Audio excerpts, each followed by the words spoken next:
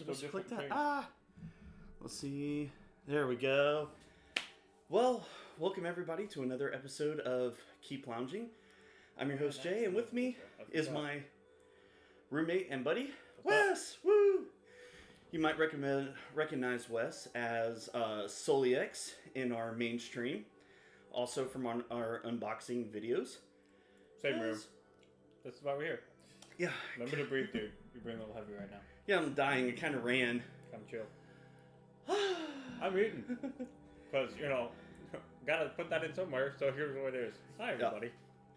So, this is honestly just another episode of me hanging out with my friends, and it's a lot of fun, and I enjoy it, so. So let's let everybody get to know Wes. I was trying to give him a second to eat, but he can eat while I'm talking.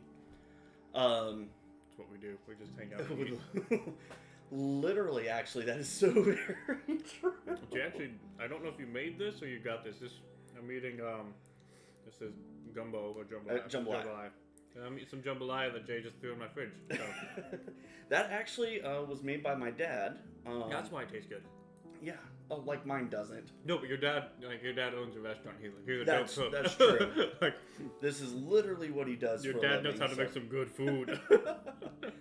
No, it's fantastic, and I already scarfed like a thing and a half of them. That's real good, not man. gonna lie. Was this from the restaurant, or you just? No, that's him. So they actually do a thing every day for one of the biggest shipping trucking companies is right here in town, and next to the Walmart, and so they go out there every day from like 10 to 2. And they just feed the truckers as they come through. Nice. And of course, Texas went through Snowmageddon, so they were feeding people who couldn't afford to go get groceries, people who had no money, been out of work, first responders. I think they even offered to feed the city people, but y'all already had something. We had food lined up every day we were working, man. So, but yeah, no, it's good deliciousness. Oh yeah. For those of you who don't know, I come from Cajun country. And we may not know a lot of things, like how to talk properly, but we know how to cook.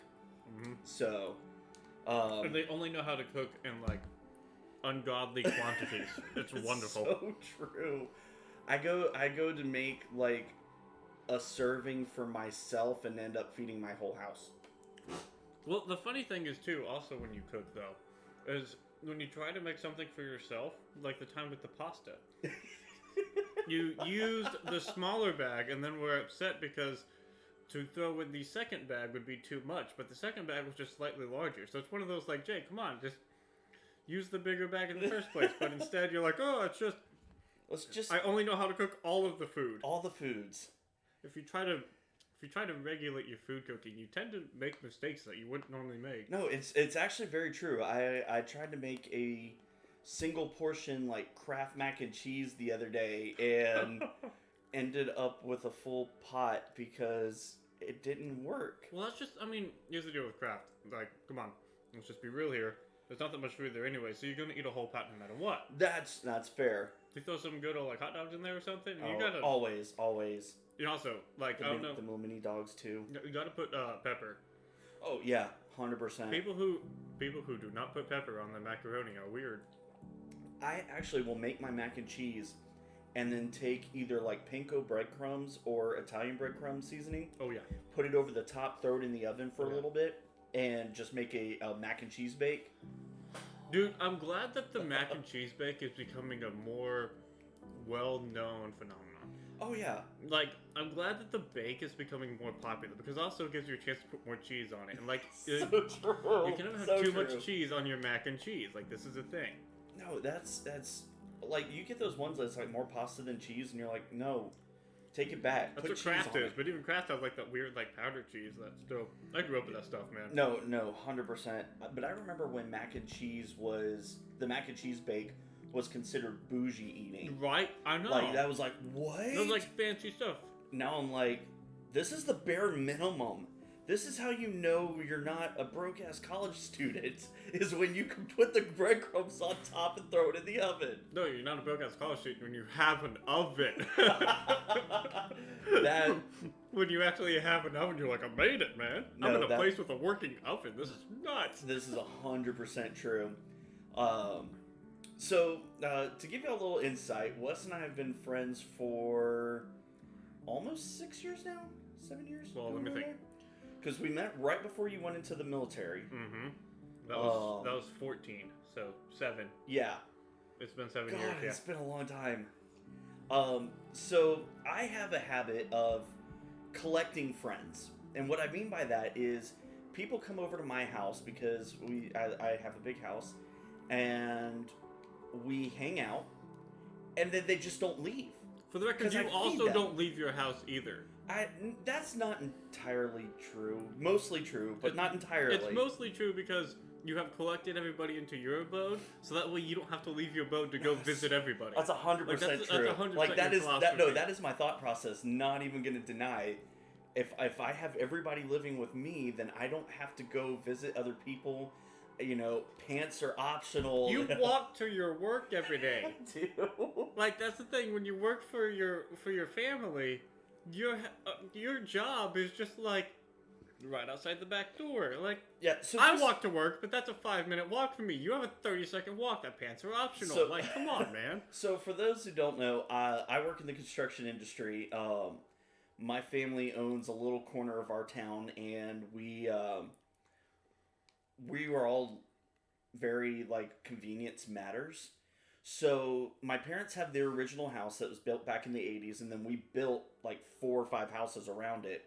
One of those houses is actually our office, which is right in between my parents' house and my house. And so, yeah, I literally walk to work every day. It's fantastic. Now,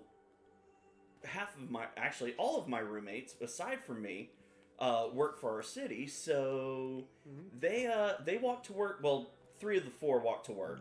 Here's the deal. So one of them can't walk to work because she actually has to drive. She drive a mile and a half. Yeah, and so almost 2 miles. She would, but come on, time. Yeah. The other one, the other 3 of us. She also has to dress nicer. Yeah. The other 3 of us all work across the street. Like, legitimately, it's across the street. 2 of us walk to work, and it takes me 5 minutes to walk to work. The other one, every morning, starts his truck, and whoo, and 30 seconds later goes. And we cannot, this is Jonathan, by the way, you know him. He plays halberd. Laugh at him next time. And ask him his question of, why do you drive? The only time he ever walks to work is if it's 30 degrees or lower. He loves the cold, and that's the only, he walked to work this morning, and I could not figure out why. I still don't know why, because the degree was 40 degrees this morning, and that seems really warm for him to walk to work.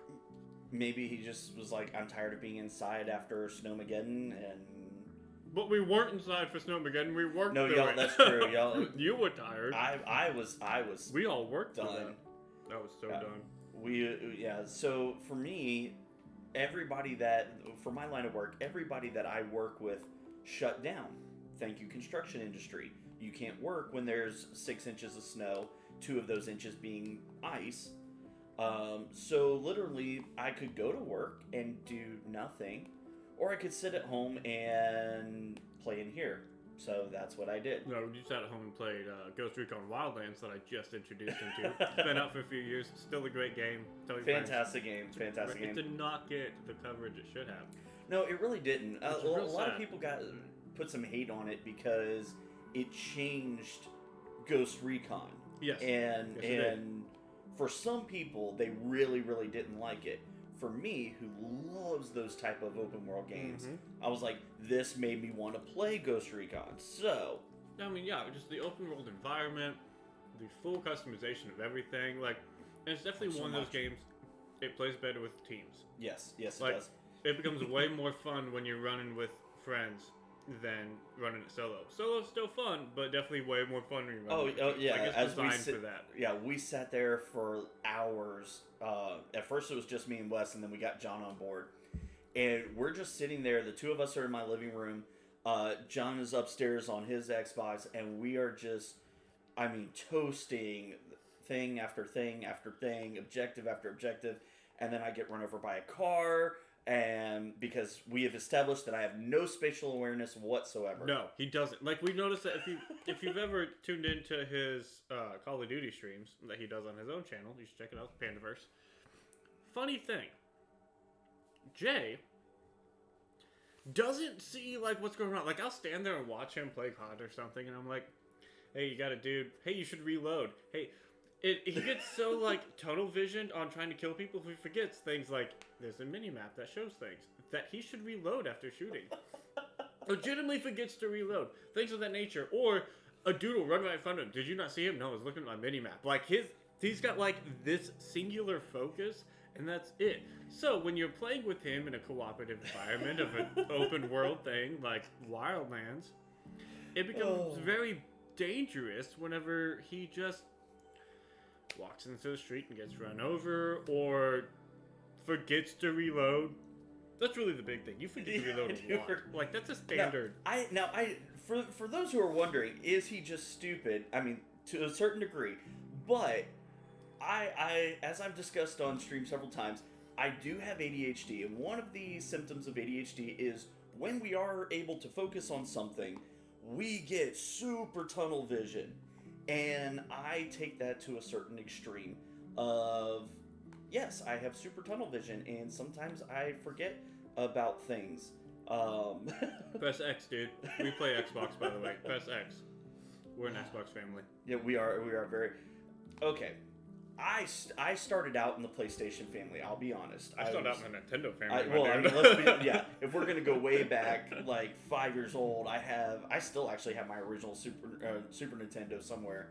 I think my brother has the original Nintendo system, but yeah, I collected systems all the way up.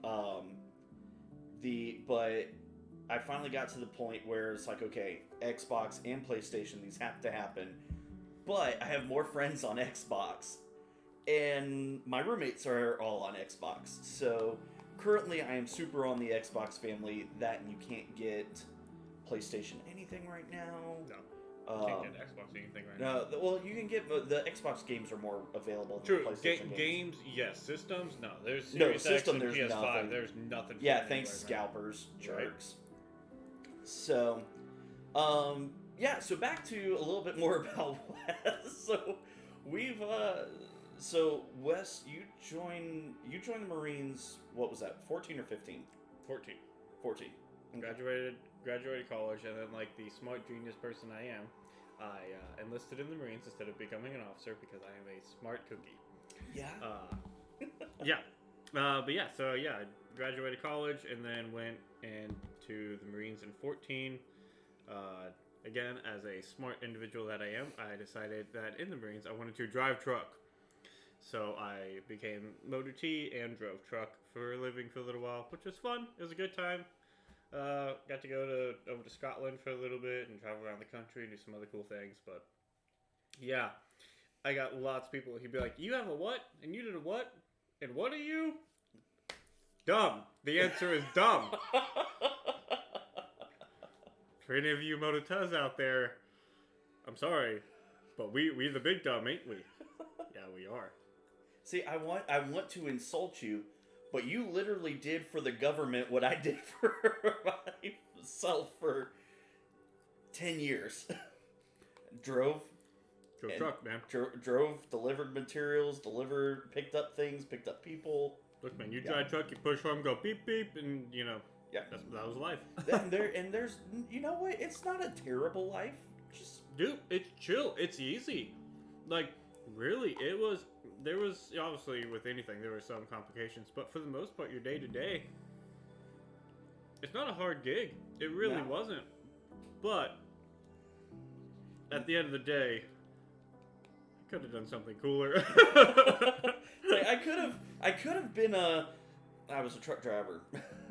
Man, I could have been I was a mother trucker. I could have been a nuclear scientist. Like, okay, I think that requires a little bit more big brain than you have demonstrated capability. There's a reason I didn't want to do it. I'm saying I could have done it. I didn't want to do it. I don't think I would have done well at it, but I could have. No, that's very, very true. Very, very true. And then Jordan's big brain. you get done with the Marines, you move back home, and your buddy Dave says, "Hey, you want to play D&D?" Yeah, so that was the funny thing, because...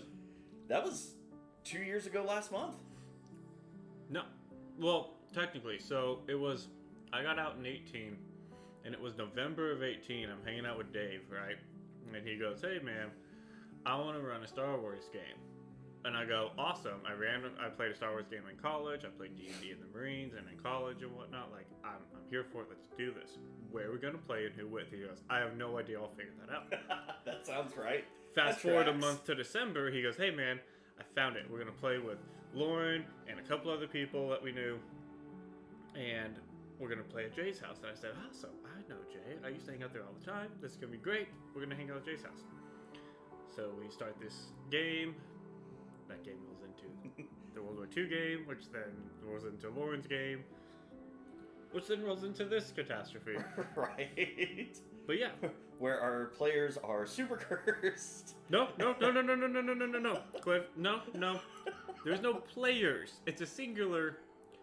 You are super cursed. And we're not even sure which one is worse, but they're like, when your deity has to come in and say, "You're mine," and then after that whole thing happens, where she had to like hardcore claim you, guess you ain't claimed no more, bud.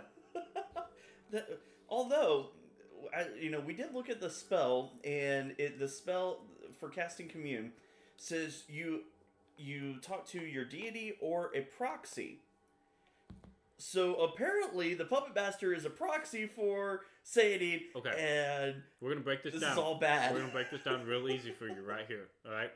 Sadie on the Feywild exists on the Feywild. Mm-hmm. Puppet Master exists on the Feywild. It's real easy for him to be in service to her. Yeah. You're screwed, man. I'm so toast.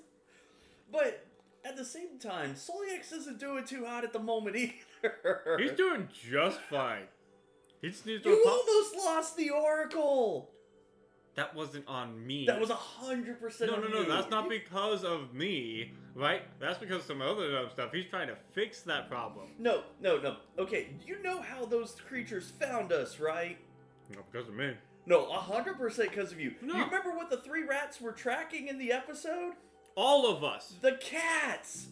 No. No, they weren't tracking us. They didn't find us. They were following the cats. Who unloaded the bag of cats? No. The cats were running from them. They were not they knew. Alright?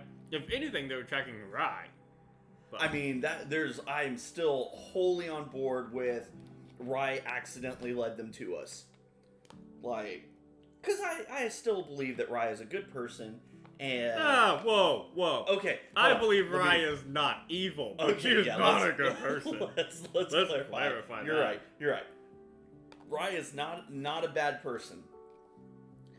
But she is, I don't think she willingly led the dark forces to us. Not willingly. No. But I think she inadvertently may have had a hand in it. I mean, they 100% could have been tracking her. Just saying, man. That being said, they were in the episode canonically as of right now. They were chasing the cats. Okay, no. Were they chasing the cats or were the cats running from them? Because that's two different things. That would be a good clarification. Because yes, they were behind the cats, but they were running. But the cats wholeheartedly could have been running. You are correct. And there's cats all over this thing, so they could have run. They could have chased those cats down any one of those tunnels. Yeah, we didn't ask if those were cats that they were chasing were ours. Like, were they cats that have been around us? Probably, but I mean, because if they didn't. But the thing is, they came up from the tunnel and then sort of ran past us. Well, sort of ran past Val.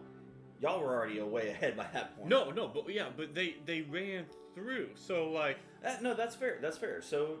I don't know. We need to ask Lauren. I think I'm innocent in this matter. I think the only thing I have left to do is apologize for something I may or may not have said. May or may not. You 100% said violence is sometimes necessary. No. I said cruelty is sometimes Or necessary. cruelty, yes, you're right. Cruelty. Violence is always I necessary. mean, that's true. Cruelty is sometimes necessary. This is a thing I said. Yeah, so that I think maybe you have to apologize. 100% need to apologize. I mean, you messed up. Here's the deal. So, fun fact. You're going like, I don't know, is the curse so bad? I'm doing all right. Look at this dope weapon. In the same boat, I can also say, do I need to apologize? I think I'm doing all right. No, actually, and I was thinking about that. So far as we know, the curse is not actually doing bad for Val. Now, granted, the lack of hit die is a little disconcerting. No. But if he hadn't slept walk where he had and woke up where he had been, to see the rats and see the red flashing and hear the chanting, we may not have got there in time. No, but here's the deal. You're trying to justify your character's decisions, and you can't. No. I'm actually using a thing of thinking of it as my character. Is this actually bad or not? Right now, it hasn't hurt him yet. Well, questionable. Because from our standpoint, you have become very, how do we put this nicely, bloodlusty? I mean, that's not to wrong. The point of, you went from, I died, like straight up died, and we had a wonderful conversation of, I don't want to die anymore, this wasn't fun, I don't like being on the front line, I kind of want to change. All of a sudden you're like, put me in there, get me in there. And how's that been working out for you? That's right, you almost died last fight. I mean... sure, it's not hurting you, you're doing alright. No, the blood sword's trying to murder you. Is it trying to murder me, or is it trying to put me in the path of violence and I just suck at not getting hit? As someone who has existed this entire campaign in the path of violence, I honestly don't mind you being up front because I go down less when you go down. I mean, this is true. I don't know the last time I went down, honestly. Like, I used to go down every single fight. Every single fight, you were going unconscious. Yeah, that was a thing for me. That was... Of course, me also increasing my con modifier by 2. That helped a lot. Going from a +2 to a +4 definitely helps. That also... Well, and also, we changed our tactics a little bit. Rather than Solix rushes in, it became Val rushes in, then Solix rushes in. Exactly. So, like, I get to live a little bit more. Which you do good heal. I think you do better healies than your cleric does. Yes, I do. I have 50 points of lay on hands, and my sword is way healy. Yeah. It is to the point I stopped preparing cure wounds a long time ago. No, that makes a lot of sense. The only reason I still have healing word prepared is because bonus action. Also true. Actually, that's the only reason I have it on mine too. Because whole... it's one of my only 2 bonus actions that I've got. And it's that and Spirit Shroud.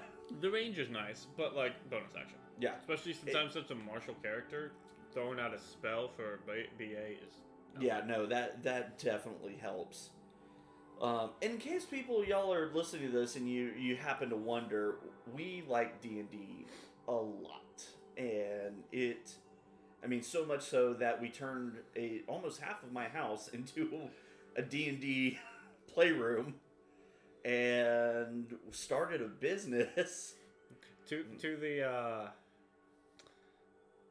what's the word? The word left me to the not the disdain, but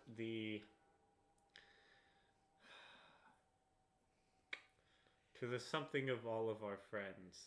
We like D&D.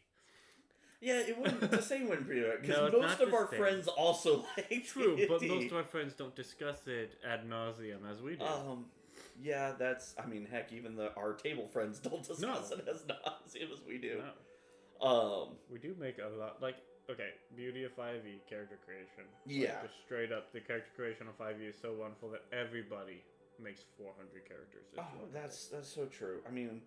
And then D&D Beyond, of course, made life so much easier because now you don't have to keep track of papers. It does all the math for you. Yeah. And all you have to do is just click the buttons. And I've got a lot of characters on I actually had to go through and delete characters off of mine because I couldn't find certain characters. There were so many.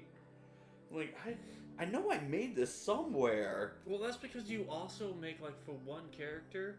You make 10 characters for different paths you might take. Instead of 100%. You're gonna level them up.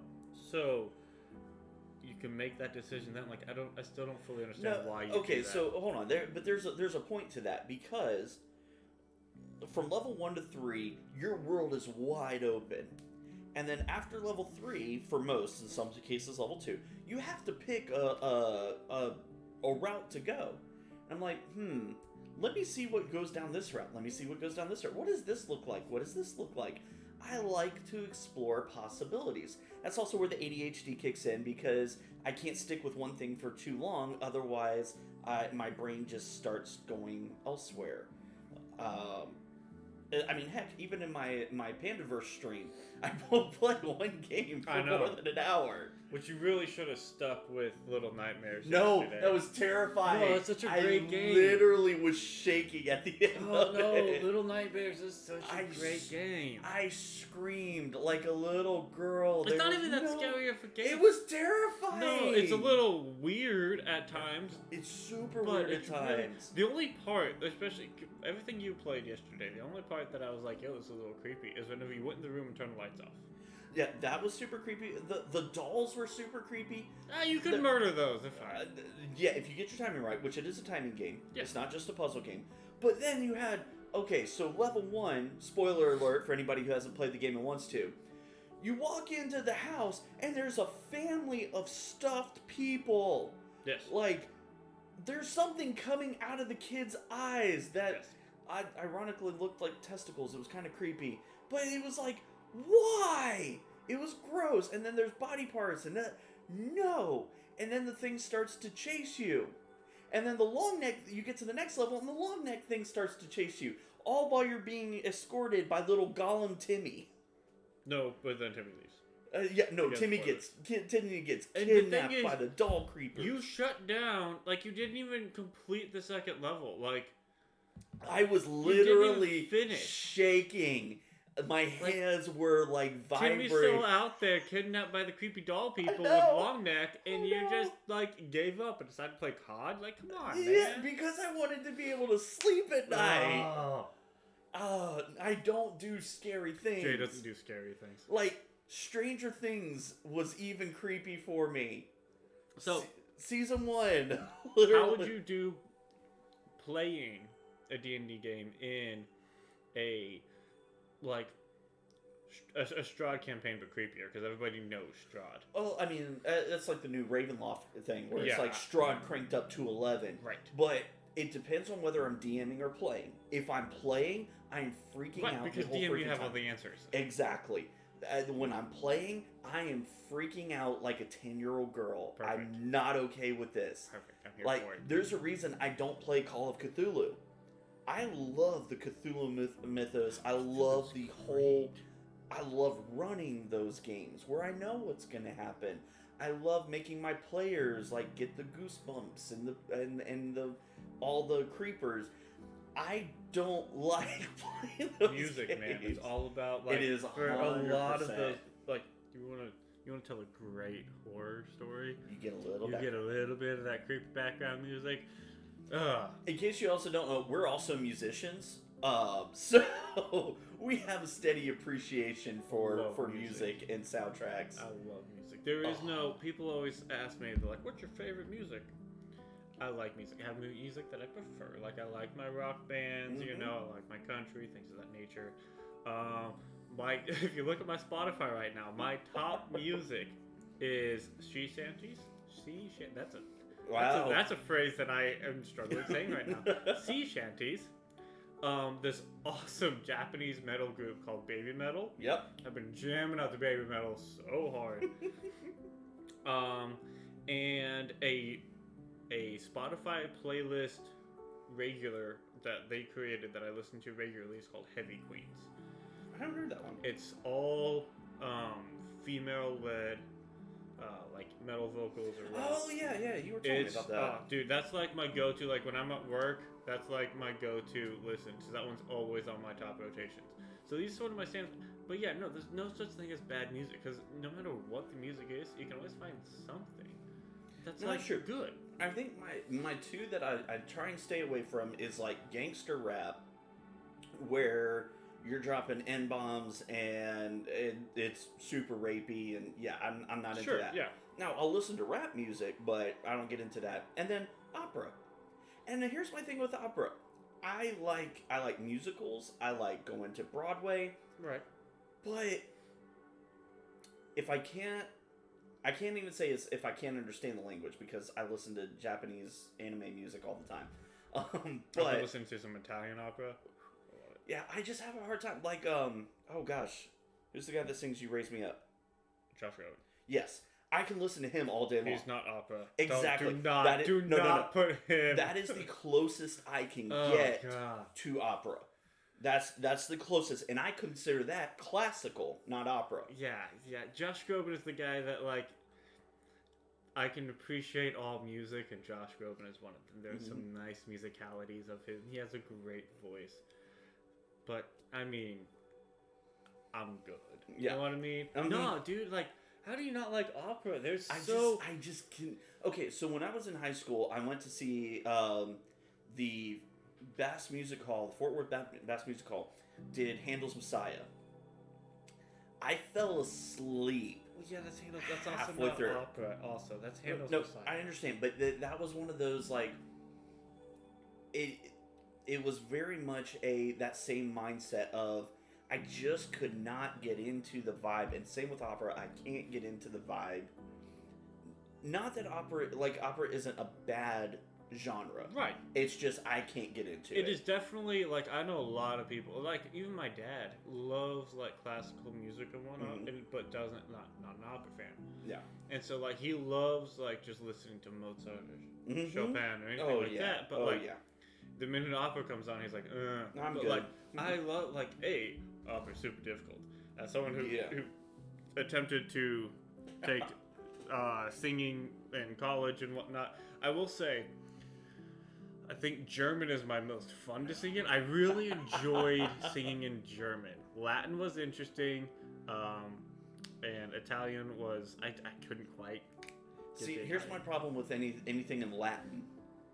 To me, that screams big bad boss. And I know, I love it. That terrifies me. I'll it. sit there and I'll hear somebody singing Latin. I'll be like, no, don't you bring that big boss. I love Latin. Like, it's 2021, we don't do that. Also, if you learn a few Latin phrases, you can freak out some people. Like, I used to know the supernatural exorcism. Oh my goodness! You know, the Exorthamus Day, yeah. So I used to know that whole thing simply because I had one friend who would freak out every time I said it. Because he's like, dude, what are you summoning? What are you doing? So I would just walk up behind him and just start saying it. Because Latin does have a very distinct sound.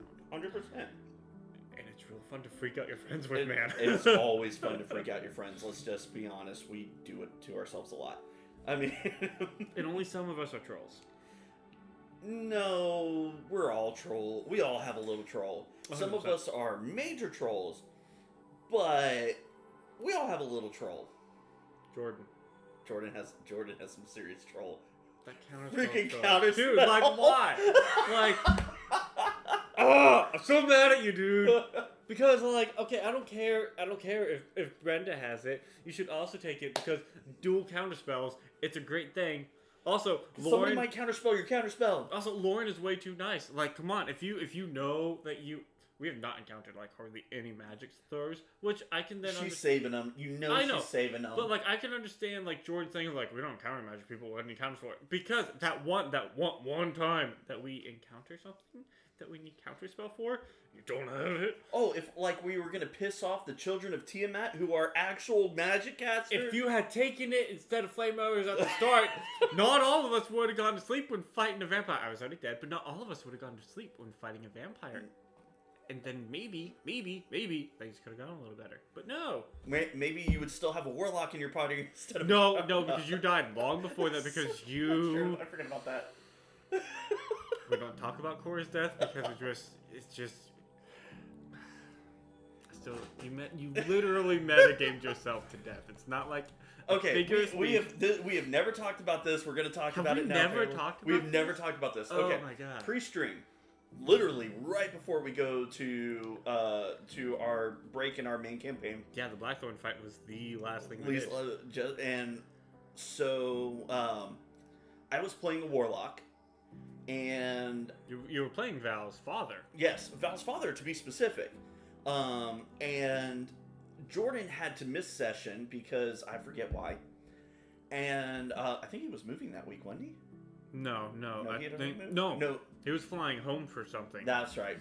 And so we... So fighting the big bad that we've been building up to for a couple months, Jordan misses. Yes. And so I was Jaegering his character. And you're about to find out why they won't let me Jaeger anybody. It's not because they're worried about me killing whoever I'm Jaegering. They're worried about me killing myself. It happens. So Jordan has a once per day thing where he can cast a daylight spell. I did not remember that he had already cast it earlier that day in a previous session. He did not have it marked off on his list. So, as I'm sitting here thinking, okay, what are we doing as we're fighting a vampire in his lair? And yes, I know I'm about to sound real big dumb. I decide, hey, I have a Shadow Step ability thanks to Hexblade's cool sword, and which I gave away to a beholder. Neither here nor there. So I teleport into the vampire starts running. I teleport into the room and I say, cast daylight. And my DM looks at me and goes, he already did that. All of us looked at you and went, he already did that. You were the only person who didn't remember. I 100%. And so the next round, he bites me and I permadie. Because not even death saving throws. Now that, by the way, that did not know that was going to happen. But bites me, permadeath, and yeah. If we hadn't killed him, you would have come back as a vamp. You got bit to death. Like that's true. Getting bit to death is a serious thing. So that would have been that would have been rough. We're gonna break this down because you left us some details here. So 1, in the order of initiative, it went Cora and then Casator, right? So looking at the order of initiative, Cora would go before Casator. So Jay, having both character sheets in front of him, went, this is going to be my strategy. For Cora's turn, I'm going to have him go in. For Casator's turn, I will have Casator cast Daylight. He communicated nothing of his plan to anybody, because as anybody who has Jaegered before knows that that's kind of a group event. If he had mentioned, hey, Casator's going to cast Daylight on his next turn, we all would have looked at him and said, he doesn't have that, and you would have gone, oh, adjust strategy. He communicated nothing of it. Instead, he decides to jump into a dark room as we are actively fighting a vampire.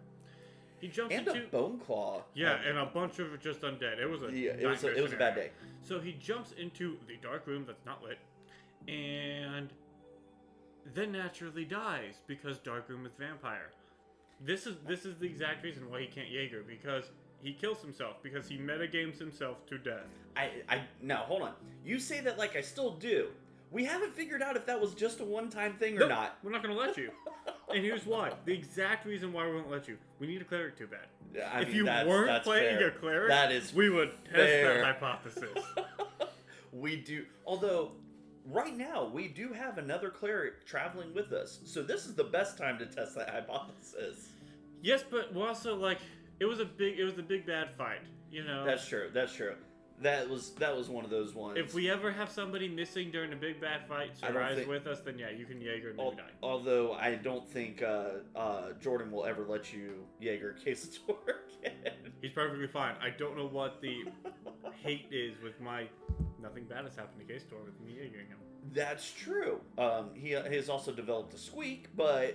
No! Jordan already... I grew up with Jordan, for anybody who didn't know. Like, I've known Jordan since like elementary school. Jordan has had the Casator shriek for a little while. Like, that's been a thing. I remember in high school, we would be like playing sports or something and it would come out. So like, this has been a thing, right? Which means I know for a fact Casator has done that shriek before I did. Like, I know for a fact he's done the shriek before I did because I've heard it. And so naturally, I took something and just embellished it a little bit, as I do. Just a little bit.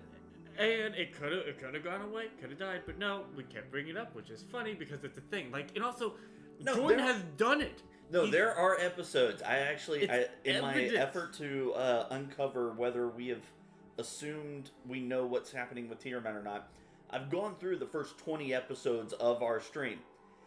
Jordan does have a little thing that he does. Uh-huh. Now, I think sometimes we assume it's in character, and it's actually just Jordan. It's the Jordan streak. It doesn't matter. You do it at the table. It's in character. Like I have to agree with this. I am of the first, especially when it comes to quirks. If you inadvertently release a quirk at the table, it is in character. It is a thing. Own it. It's fun. Control yourself. Also, it makes weird. K-Store's such an odd person. Like Jordan's an odd person, but the way that he has portrayed this character is so great because it's a combination of like he wants K-Store to be like sagely and wise and older or whatever, and then he does some stuff and you're like, yes, and then we get the Hawk Bandit, like he does all these like big brain things, and then he does something so idiotic. And that's 100% Jordan. No, it really is. Jordan, I mean, you talked to him. There was a whole podcast about Jordan. You know, he's real smart. He's big brained. He's super big brained. He also cut off the tip of his finger. Like, didn't you like blow up light bulbs or something? I was collateral damage in most of that. It would be we'd be hanging out and Jordan would be like, we're gonna do this thing. I'm like, this is a great idea. Highlight of Jordan's great ideas. 1, I show up to his house one time and he says, look, I made a crossbow. This is a nail. It shoots an actual nail into a 2x4 by like 1/4 of an inch. God. I was scared for my life. Like legitimately scared for my life. I was like, he's gonna shoot me with this thing. Jordan, also big brain idea. If you ever look at an incandescent light bulb, you'll notice that there was a filament in between 2 poles. That's not metal. Big brain Jordan said, it's metal. If we put metal there, we make new light bulb. What we make is shrapnel. That's what we make. That was scary. It makes a big loud pop, and then there's metal sticking out the wall next to you, and you go, whoop, that was close. Is that the one y'all hit behind the door on? We hit behind the door most of the time. I cannot tell you how many times. So, backstory to Jordan. In Jordan's family home growing up, they refurbished their attic. And so Jordan's room was half of the house because he had half of the attic for a room. It was a massive room. It was awesome. The amount of experiments we conducted upstairs by hiding behind his door and plugging something in and waiting for it to explode is slightly shocking. Like the fact that y'all are alive? The fact that the only thing that is missing is the tip of his finger. That happened after I was going to college. He was already married. Like, a whole thing happened. And then he was attempting to build a end table out of, like, so it was one of those, like, remember when making stuff out of pallets was, like... Yeah, was the thing. It's actually making a resurgence, too. It really is. Like, I'm all for it. I think it looks great. But, like, it was one of those things. He was going to make this awesome, like, rustic end table. Apparently he decided he didn't need the tip of his finger when he was doing that. I mean... I love you, Jordan. I really do. You got that big brain energy, though.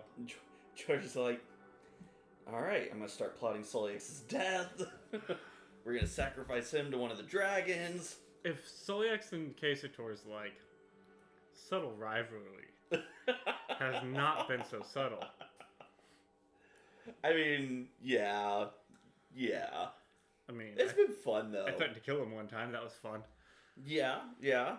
I think he threatened to tattoo you or something? Yes. Mm-hmm. That was early Hawk Bandit stuff of him threatening. That was Hawk Bandit stuff, yeah. He decided it'd be funny if he could try to get a magical tattoo on me that, like, every time I said Bahamut or something, I got slapped. Naturally, I got pissed off about the idea, so I threatened to kill him. But also... Not you. You thought it was funny. I thought it was hilarious. I thought it was so funny. I mean, this is the same brain, though, that came up with Chen, so... My brain, not Jordan. Yeah. Chen was the greatest creation I have ever made. We're going to talk about Chen for a minute. Chen wasn't even... Okay, so the personality was your greatest creation. Chen was technically John's creation. No, but there's a lot of funny things about that. So, for that Star Wars campaign we mentioned earlier with Dave, For session 0/1, I took a little nappy nap and overslept before. And so I had in my own brain, I had the intention to play a Ewok rogue. This is what I wanted to play. And then do a little bit of oversleeping. I show up to session 0/1, and John has taken it upon himself to create me a character who, unbeknownst to him, was almost exactly what I wanted. It was an Ewok rogue. John added some flavor that I became such a huge fan of. So this Ewok rogue was a former prostitute that had one leg and a lovely addiction to death sticks. This then birthed the creation of a chaotic evil character that I played that worked really well with the party. It really did. The only time he worked against the party, there was one time you took his death sticks, and so he threatened to blow up the spaceship y'all were on. Was it my character that took it, or who took the death sticks? I don't know who. But here's the memory of literally pulled out a thermal detonator and 100%. Like, I had it. I was going to blow it. I was ready to. I was going to do it too.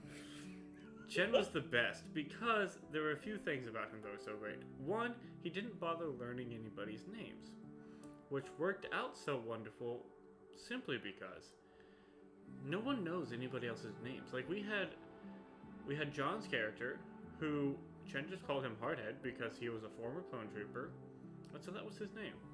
We had Lauren played a Wookiee. I called her Wookiee. She had a name. None of us remember it. I don't think she ever told any of us. She told John. Oh, yeah, you're right. And she did. Doesn't matter. I called a Wookiee. You were playing an Ogre. You had a name. I called you Digits because you had 3 fingers. Also fair. The only name we actively remember is Chen. Because he was amazing. We were bringing down a tower. I remember there was something involved with a tower. We blew up a tower. I blew up a tower. There was a mission involved with the tower. I don't remember exactly what it was. But what I remember was we accomplished the mission. We blew up the reactor thing. Yeah. And so I decided, somehow part of the mission was to blow up this tower. So naturally, I started the countdown sequence to blow up the tower.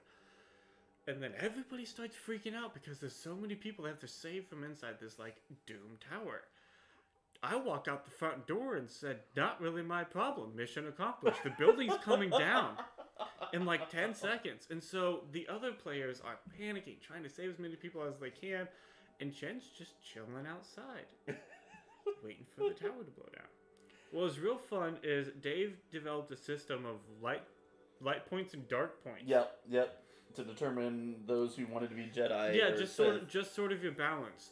Chen, by the end of it, was no longer addicted to death sticks because he became a Sith. Because it became my personal goal to get as many dark side points as I can.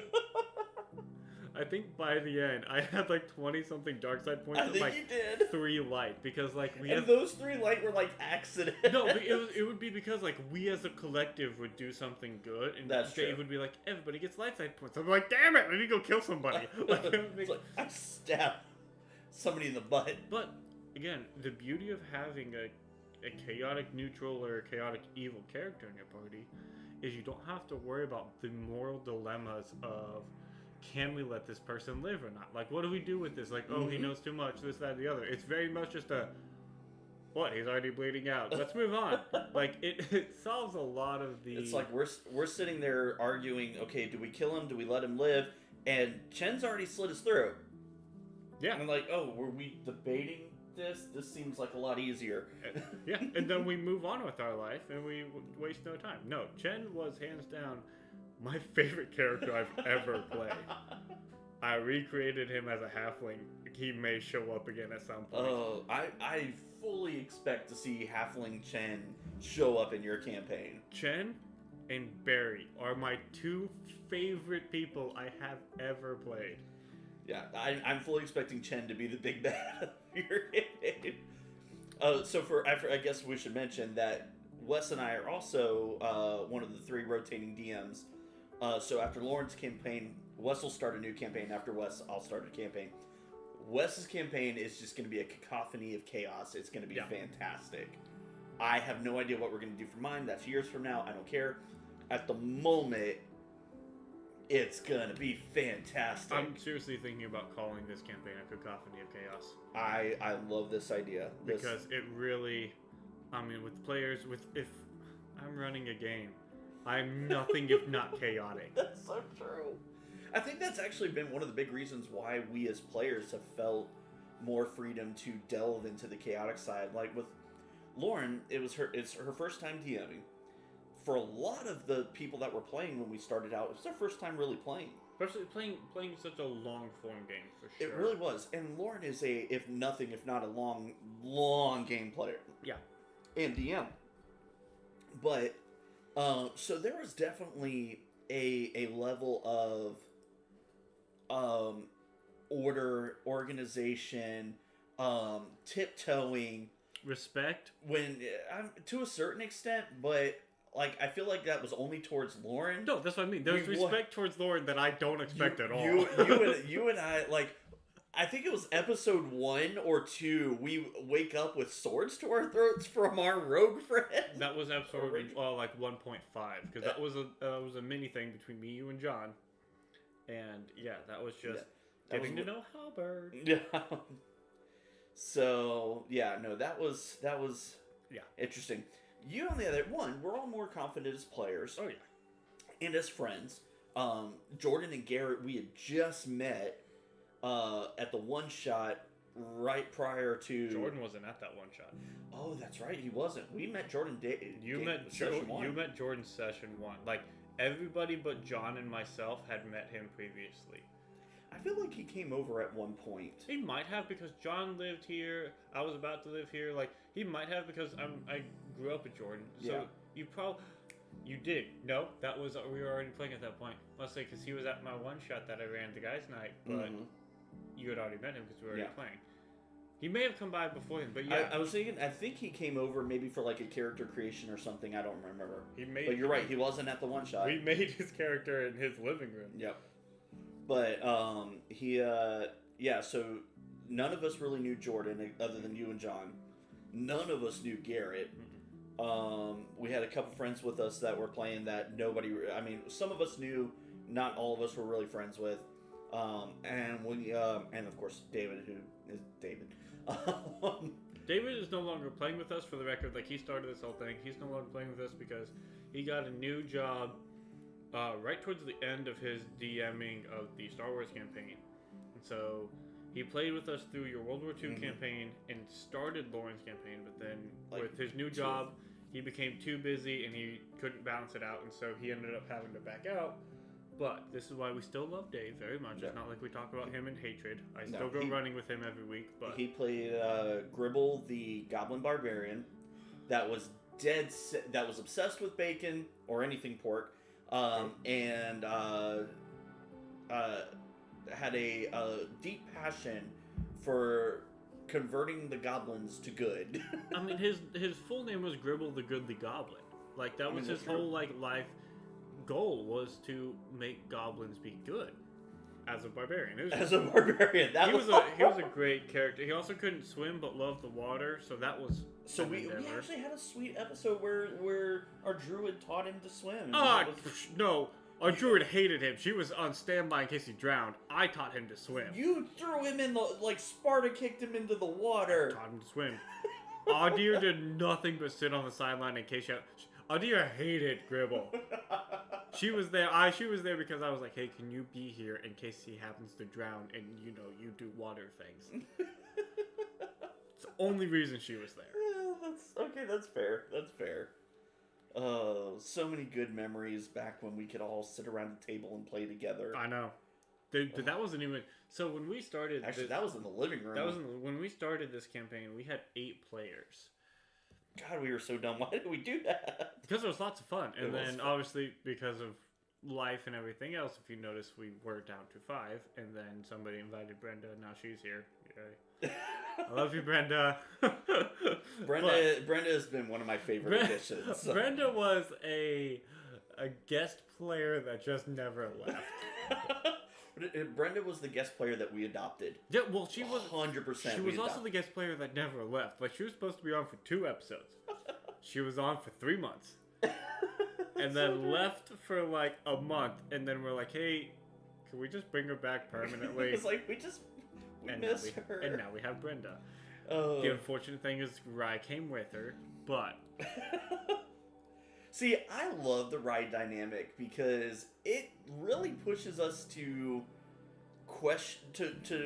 either A, justify out loud what we're doing, or question what we're doing out loud, whereas before nobody ever got to see that inner monologues. Now we actually have those monologues out loud. What I like is the fact that I know I can murder Ryan in a matter of like 2 rounds. This is if satisfying. You need that much. This is what's satisfying. At the same time, she could banish you to another dimension, and there's I don't know. You could do about My it. My saving throws are dope. She also has a 22 intelligence. She has the highest saving throw of all of us. Yeah, she has an 18 saving throw. Uh-huh. Banishment is a charisma save. That's true. I have a plus 12 to my charisma save. I'm real hard. I'm gonna laugh if she actually does it and you roll in that one and just it's totally 100% take it. possible. Totally take it. Not highly probable. But as someone who's studying probability right now, I mean that's fair. That's fair. I I very much appreciate you being willing to take the master classes because I would not have survived. I'm about to die. ADHD brains don't do well with statistics. Dude. Yeah, so I'm going back to school again because somebody decided to start a business and then somebody said, hey, we should learn how to run a business. Hey, Wes, learn how to run a business. No, it was 100% actually almost word for word that conversation. Yeah. No, what was real funny is history time. So back, that was like August of 19, I think. August 19, that's three of us sat down. Mm-hmm. So Jay, Lauren, and myself sat down, I think in August of 19, was like, hey, what if we started streaming a game? And I was like, dude, I've been thinking about streaming whenever I become DM, at least recording that because I suck at taking notes and I need some type of reference. And so they were like, we've been talking about it and we want to stream our game. This will be perfect. I was like, yeah, this will be perfect. So then we started the process of laying the groundwork for the keep. And then a couple months later, Jay and Lauren are like, hey man, so we were talking about it and we need someone to run business and why don't you run the business side of things? What? Yeah. So we decided that Jay was like, I will be executive producer, and Lauren was like, I'll be creative director, and then you can just be CEO and run the business side of things. Awesome. I wish I could say he's lying. He's not. Fast forward 8 months, we're doing a business thing, and I was like, yo, cool. Time to use that GI Bill. Right. And now I'm getting my master's in business because of you idiots. But yeah, it's been fun. It's been fun. Yep. Now, in Wes's defense, he was really thrown under the bus. I have done the family business thing for 20 plus years. I've gone the corporate route. I've gone the retail route.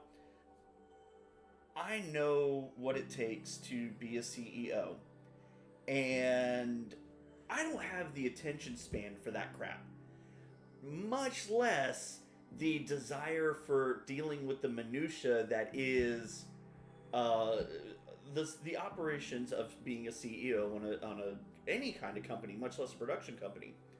I went to school to be a producer. I'm currently going to school for video game development and creative writing and art. And I am an artist and writer person. I am not, no. So yeah, Wes 100% got thrown under the bus on that one. And like the dumbass he may be, he agreed. And so here we are.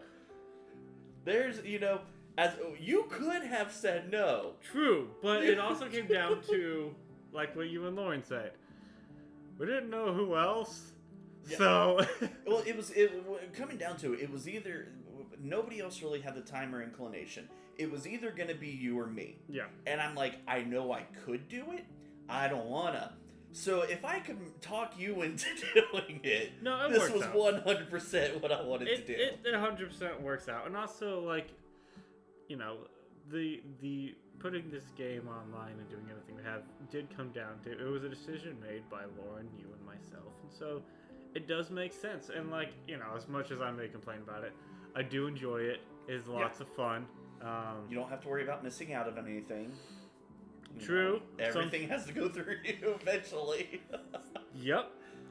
Sometimes we're just included in everything. Yeah, whether you want to be or not. But it's super fun. I mean, that's the thing. Like, this whole thing, Jay and I were talking about this earlier. Podcasting is fun. It really is. Like, it's recording conversations. Yeah. Like, I'm a big fan of it. It's also, I like listening to podcasts, and it's funny listening to people who have been friends and then do a podcast or whatever, and they're talking about, like, delaying conversations. Mm-hmm. And I think that's such a fascinating concept, but it's so true of whenever you have to, essentially speak for an hour or whatever, there are certain conversations that you'll just be like, oh no, let's delay for a little bit and then let's have this conversation for content. Yeah. There's content life and there's personal life. There is. I mean, there's conversations that we've had that we would never put on the air because we're smart. And there are conversations that we're like, you know what? This will be a fun conversation to have with other people. I mean, you and I sit around, we talk all the freaking time. Because we literally, so I have a 2-story house, and John and his sister and brother-in-law rent out the upstairs, and then Wes rents out the room that's right across from this room. So Wes and I spend a lot of time, I probably spend more time with Wes than I do anybody else in the world. Also COVID, that's a thing, so I couldn't spend time with anybody else if I really wanted to. But, I mean, we have conversations, we sit around and play games. Wes rolls his eyes as I forget to reload, and, and then we'll sit around and I'll be cooking dinner and Wes will come in and we'll be talking about the game or the session or throwing out content ideas, which is how this podcast actually came to be. And then talk about all the craziness that Wes will let me know about the next campaign, which is not much. But we get to spitball ideas and stuff, and then it's fun. And I love the concept of having all this stuff. How are we doing on time, by the way? 8. Wow, been an good, hour. Perfect timing. So one of the things that Wes and I really love doing, and one because one of us has a problem. I don't know which one. For the podcast part of this, because, there's a video that's being recorded, and there's a podcast. I pointed to Jay, but just so you know, Jay's the one with the problem. Jay may have the problem. But we have a local game shop, support your local game stores, nearby, called Madness Games and Comics, and they've actually been doing really well for themselves, considering all the COVID protocols and everything. But they just got some new stuff in. And I was really excited. I stopped by today after work and was like, hey, this will be fun. And I picked up some stuff. And we're going to talk about some of these. And the reason why I want to do this on the podcast is because while we could unbox these in an unboxing video, there are certain things that I think you will appreciate about this and be able to share with the community, whether they can see it or not. Yeah, sure, nothing like unboxing for a podcast. This is right? Gonna be a great This podcast. is going to be fantastic. So, the first thing that we're going to pull out... I need to get over there, though, because I got to buy some things. ...is a fire giant. Because we've been talking about fire giants for quite some time. Yeah. We have quite the collection of miniatures, for those of you who can see. It's a decent collection. It's there's hundreds of dollars of miniatures. There are definite gaps in the collection. There are, but I mean, considering we've only seriously been collecting for like the last year. True. And before that, it was just, hey, make do with whatever we have because nobody else is Legos going to see for this. the Star Wars one. We did. Dope. We 100% used Star Wars Legos, and it was amazing. Great. But one of the things that we've been dealing with is we have quite the giant collection, and we love our giants, but we were struggling a little bit with the fire giant. So I bought a fire giant because we really wanted to see. Don't want that dreadnought. Oh my gosh, dude, tell me about it. But so I got a fire giant. It looks very different from the other fire giants that we have. Mm-hmm. And this one actually almost looks like he doesn't even have facial hair. No, because that's a woman. I don't. Those of you who can't see this, I am looking at. It's the Okay, standard. It's might... the Nolzur's Fire Giant Mini. It's the one holding the hammer with the long hair hanging out. Yes, if you notice, this is and the difference. We have a couple of Reaper Fire Giants that are slightly smaller, a little different. But this is the Nolzur's. But yeah, dude, I'm fairly certain that's because that is a female Fire Giant. I mean, based on the miniature, I could see it. Was not my first initial reaction. Yeah, long, braided, red hair. So it could be a Viking. So we'll just say, I'm fairly certain that this is. No, I now that you say it, I can see it. I can see it because I've seen the male, and the males always have those big red beards. So I'm fairly certain that that's a female fire giant. Are you going to paint that, or are we going to give it to Lauren to paint? Oh, 100% giving that to Lauren. Because I don't have time to paint that. I don't have time to paint that either. You don't paint. I tried. Jay, Once again. Jay, how's the mini for the next campaign coming along? It's actually doing pretty good. Look. It looks exactly the same that it looked 6 months ago. But it's mostly done. I just have to put some finishing touches on it. Yeah, okay. Now, this one is going to be, I think, one of your favorites. We finally have a giant ape. So I've actually been looking at just straight up toys, trying to find an ape that's of an appropriate size. Now you have a giant ape that's of appropriate size. So Quesator, if you haven't checked out her stream, go check it out. You can catch the VODs on YouTube. Quesator's favorite thing to polymorph into is a giant ape. They're awesome, they're beastly, they're fantastic. The problem is, we didn't have a giant ape of appropriate size. So we used a starved hill giant. Hill giant? Yep. Hill giant, yeah. So the mouth of Grolantor. Yeah, that one. So now, we have an actual giant ape. That one I will definitely give to Lauren to paint because she will actually paint that one. Which is also ironic because if you checked out one of the one-shots, I used a giant ape to kill Lauren.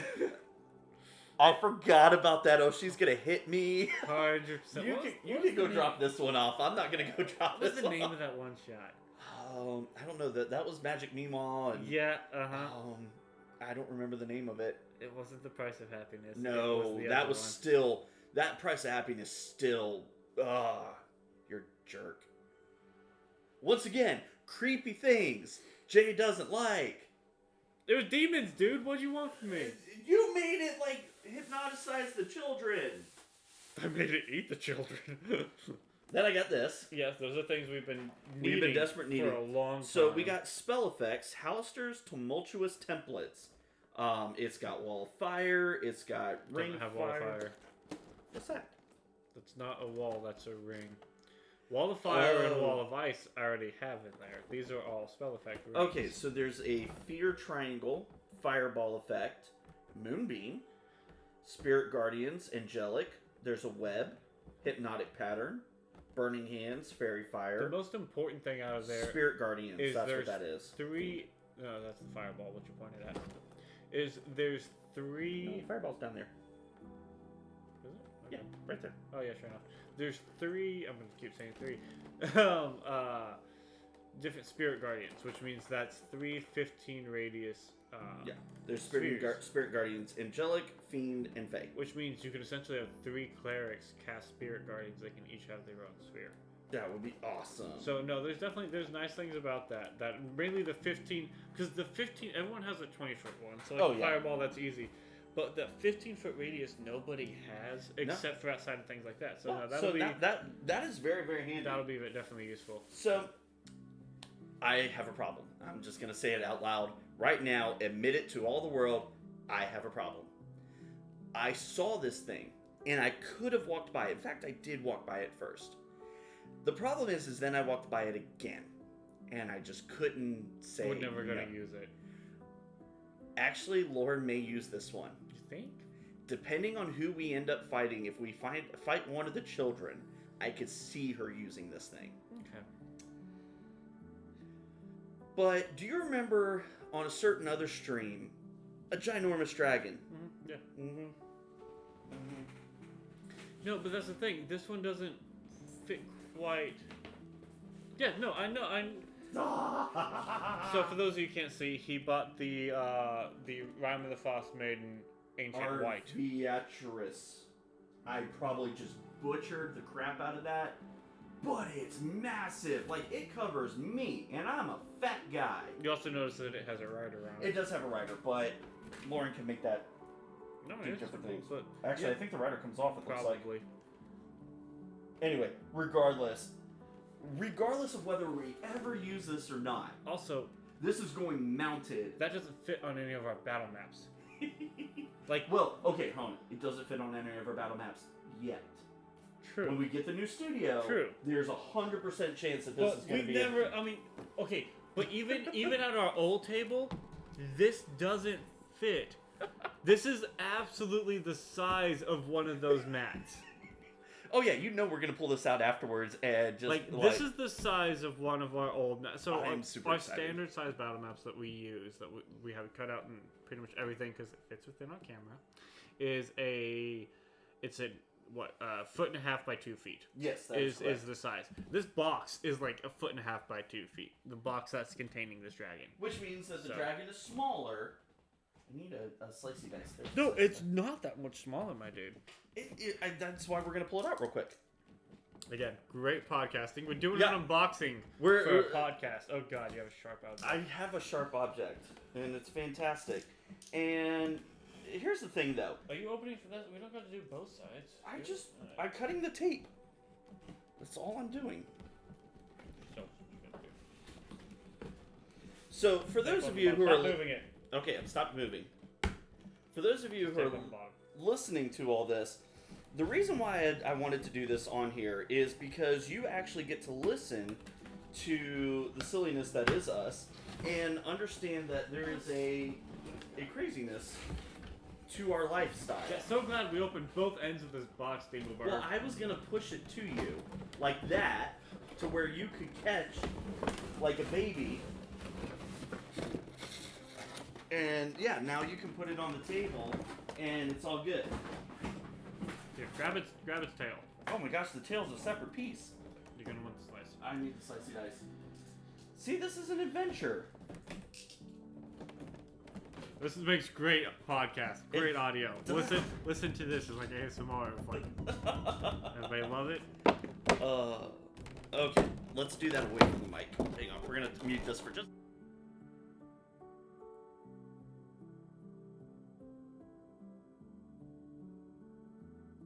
Okay, sorry, we are back. So yeah, this looks freaking epic. I love it. It's on like a 30 by 30 base, dude. I think you're right. This is not a 20 by 20. This is a 30 by 30. Here, we'll find out real quick. It is. We have a graph paper. So 33 to 25. 40. It's a 40 by 40. This is a monster! I love it. It doesn't fit on any of our battle maps. It doesn't, and it's fantastic. This is the size of. Now, what is going to happen is this is going to end up next to the Tarask, and this is going to go mounted above my computer so that I can stare at this, and you better bet your ass that I'm going to find a way to use this thing. Oh, sure. No, I would love to. I mean, It's going to be... it's going to be used. Let's like, just... okay, so here's the deal. There's ancients, right? I'm all for, like, you know, the standard 20 by 20 ancients you can go buy. Like the Pathfinder ones, they're great. Like, this is next level. This is a monster. Like, look at What that. is this? We don't... Nah, we'll do that later. So, yeah, we may do another little video of just the amazingness that I mean, is I this, have but- the... Like, I bought the actual... I have a brass and a silver ancient dragon. Like, this is bigger than the Tiamat Mini. Yes. I love it. I love everything about this. So, I'm just super excited. This is ridiculous. They actually had a black one that was smaller than this, but bigger than your traditional Ancient Black, but it was actually called Ancient Black. Oh, really? So, I was like, I almost bought that one, but I was like, I saw this and I wanted this. It So, was a painted ancient? yeah, painted. Oh, well, we don't have a painted ancient black. So that might be next weekend's visit. I need to go over there anyway, so I gotta look for some things. I know tell me about it. So yeah, this is fun, but see, you guys would have missed all this ridiculousness if I hadn't done this on stream. So there. It's pokey, I'll tell you that And much. it's super pokey. It's Like, I face think you right could from actually hands. draw blood with this. Like, I love the claws and everything, too. So, yeah, if you guys haven't ever checked out Icons of the Realms and all their stuff, where you get the mini it's tail, fantastic. Its tail sticks past the... See, I told you, you guys would miss all this shenanigans, and it would be fantastic. Yeah, so this strap does it. Oh, hold on. Stand by. I think it does. Great podcast as I attempt to take the rider off of this... whatever that you want to call this thing. This massive dragon. Absurdity, my dude. It's just like you've reached next levels. No, I'm not even kidding, I'm very much looking forward to getting a shelf and putting this thing on there and just being able to look up and go, you are so gorgeous. I want to collect them all. I want them to do more than just white. I want them to do all the biggies. They have done. This is not an ancient. It's a 40 by 40 base, dude. This is nothing normal about this guy. No, this is the like big bad of big bads. I'm fairly certain this is bigger than the Colossal Red. It may be. I thought the big red was 40 by 40 as well. I thought it was 30 by 30. Well, the base is bigger than 30 by 30. Is it? Yeah, I think it's 40 by 40. Okay. But it's so much It sits a lot taller. Because where this thing is so spread out, like its tail is wherever. But Yeah. the Colossal Red is definitely... Yeah, there you go, see? So now you don't have a rider, and boom. Now you have just a massive white dragon. I'm fairly certain that's a... Yeah, that's a skull. That's a skeleton. What's a skeleton riding this thing? That's terrifying. It's you very... know what? I wonder if it's a lich. Really? You wonder if it's... I'm holding this thing like it's a cat. This thing is literally on my chest because it's the size of a cat. Like, it's so weighty, it feels like a cat. Okay, so person to person, this is what I feel like Kyra was when Cora got it? Yeah. No, for sure. This is like the world's pokiest, most uncomfortable cat. And yet, y'all notice that for those of you watching this, that he's rocking it back and No, forth. I'm rocking because I'm in a rocking chair. You put me in a rocking chair. What do you want You from have me? not rocked this entire thing, and now I'm you leaning get the back cat. with this like You're monstrosity. rocking back and forth. This is a monstrosity. Again, like, for those of you who are listening to this, I apologize. I don't. Because This is fantastic. This is just a reason for you to go to Twitch and YouTube and actually check this out, the video of this, and you'll just understand, and it's fantastic. You will understand. Like, I too have been to madness. I too have walked by this monstrosity, and my thought process was, there is no logical reason to have this. We have a standard size ancient white. It's a great size. It looks like a normal ancient white. There is no listen, dude. This is just because it looks gorgeous, and I wanted it. So Bite good. me. But I mean, my God. No, it is 100% probably never going to see a map except just to scare the piss out of players. It would be the only thing that you could see on the map. Like, I love it. legitimately, for this to fit on a map, you have to you need a 4 foot by 4 foot map Oh yeah. to make this a viable play space for this. I'm very much looking forward to finishing the studio and having that type of space that we can put on there. And it'll be fantastic, and I love it. So, for those of you who are wondering, because I've said studio several times at this point, we are actually in the process of building a new studio so that we have the opportunity to safely and responsibly get us all back under one roof, because quite frankly, we're all tired of Zoom calls. And Garrett doesn't have to go, hey, listen, every time he wants to talk while the rest of us are talking. And it's fantastic. So, look for that in the near future. The goal is to get there before the end of our current campaign, but we'll see if that actually happens. I am so excited. This was the reaction I wanted. This is the reaction I wanted y'all to hear and see. Because Wes is not a reactive person. It takes a lot. Oops, I bumped the table. To get Wes to actually react to anything. This is a lot. This is... I knew. It's taking up a quarter of the table we're sitting at. This is a standard sized card table, everybody. Yeah. It's taking up an actual quarter. A 3 foot by 3 foot, I think it is. Yeah. I can't hang. And this is why I love... This is the size of our standard battle maps that we use. Yeah, no, it 100% is. You know, we're going to have to pull out one of the battle maps when we're done. It just... oh my god. This is amazing, and you know it. It may, once again, it may just sit on a shelf and look down at me and go, you know, this is amazing. Why? Because Wizards. Why Why do you put out sizing charts and then just so blatantly violate them with monstrosities like this? I don't think this was meant to ever be, like, having read Rime of the Frost Maiden, I don't think this was ever meant to see a battle map. I think this was a collector's just... Oh, this is a hunt thing. They put a rider on it. This is a collector's thing. 100%. But if you don't think I have already I spent my entire drive home brainstorming a way for this to see the light of day on a battle map. This is a toy. Like, it literally, like, the 100%. straps for this are very reminiscent of, like, old leather. My grandmother had an old leather cowboy, with, like, a saddle and everything that felt very much like this that I used to play with. Yeah, interesting. The way these like sort of rubbery, leathery straps go together, yeah, it feels like that. Also, it's an iguana, dude. It kind of is. It's not even gonna lie. It kind of is. Look at it. Sorry, podcast people, but look at it. It's an iguana. They took. It's the size of like an. No, it's a legitimate pet.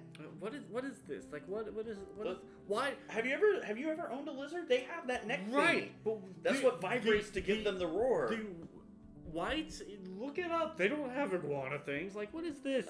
What sure they do. I bet you. But if we look, is this just like the grandma chin? Is that what that is? That essentially. Oh, granted, this thing is like however old. Yeah, that's got to be thousands of years old to be that size. Because there is no thing that says that dragons live for X amount of years. There's technically nothing to say that dragons die of old age. Exactly. So they could just keep growing forever. Yeah, per the age chart, gargantuans, ancient dragons are 800 years plus. There's nothing to say they couldn't be thousands of years also, old. This thing is just uncomfortable to hold because it's covered in spikes. Yeah, that part I'm a little like, There is no good way to pick up. It's fantastic. I love everything about it. And I can't handle it. He just can't. On a scale of 1 to even, he just can't. No, I really. Where are we gonna put this, Jay? I already got a shelf. I just got to mount it on the wall. Okay. And then it's gonna sit on that shelf. I'm thinking maybe over that screen, or that screen is somewhere, probably right next to the press record, so it looks like the dragon is telling me to press record, so I don't forget, something to that effect. You won't see the press record, because you're only going to see this thing. I'll put it off to the side, to where it looks like it's a speech bubble. I'll make it work. Okay, here's what you have to do. You have to actually go into the PHP, find Draconic, and transcribe press record into Draconic. I will. If you don't think I will do that, you have lost your ever-loving mind. You have to do that. That's the only way that this could be. I will do that. This reminds me of his name just left me. Skyrim guy. Oh, That was technically a wyvern, not a dragon, but I know who you're talking about. The big old. The good one. Yeah. Yeah, the one you meet on top of the one in charge of the Greybeards. Yep. Yeah. Yep. I just lost his name, but yeah, I know who you're talking about. This. Yes. If he didn't have the front legs, that would look exactly like him. Yes. Also needs horns because the other one had like some True. sort of horn thing going back here. But he's definitely like, if this was recreated as red. Ooh.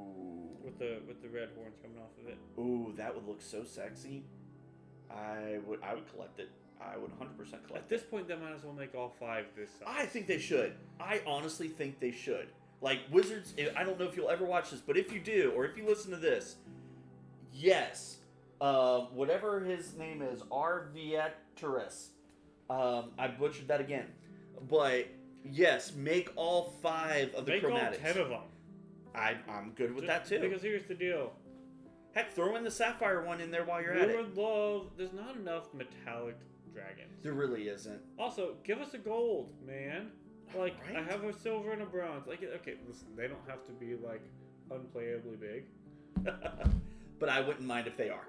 But the size that we have for the bronze and the silver, or the brass and silver that you make it as gold, please. Yeah.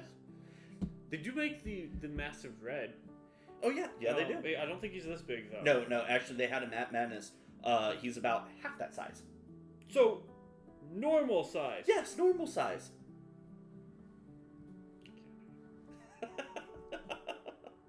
I did mention that I have a problem. There's no reason for this. It's beautiful, and I wanted it, and that's all the reason I need, dang it. No, there's no, like... Why would they even make this? Why do we even have that lever? It's the same reason they make those life-size Iron Man, Wonder Woman, all those other things. Because some idiot nerd will shell out the money to buy it. This is just unwieldable. I disagree. I could totally wield that and knock you unconscious. You're gonna hurt yourself too because it's covered in spikes. I'll take a little piercing damage. I'll take 1d4. You'll take 3d8. Look at this thing. It's the base for it is the size of my head. I just like the base for this is literally like the size of my head. Like it is covering. Great audio. I know. Thank you. I'm covering my face with a unwieldy big dragon for audio. And it's fantastic, and I love everything about it. On that note, thank you for joining us tonight, guys. This was a lot of fun. I need these moments of just absolute hilariosity to make my day complete. So I hope you enjoyed hanging out with us. Feel free to check us out tomorrow night at same channel actually to find out how cursed Val really is, if Solix has lost his way with Bahamut, or if he'll actually apologize. Do we figure out Rye's backstory? I have a feeling there's an Inquisition coming on. This one we will all see coming. But yeah, and then check out our VODs on YouTube. All the links are down below. And we will see you guys on the next one.